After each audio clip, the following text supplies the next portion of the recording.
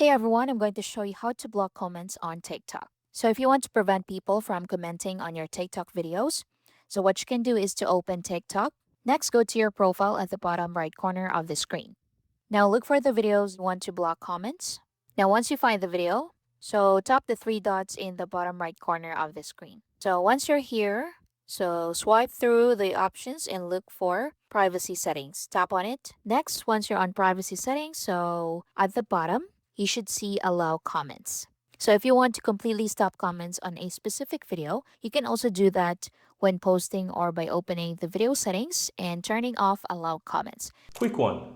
If you're finding this tutorial helpful, my team and I publish simply and easy to understand step-by-step tutorial daily. And I'd really appreciate if you hit that subscribe button to support our channel and of course so that you'll never miss out when we release videos just like this one every single day. Now let's continue. So toggle allow comments off, just like so.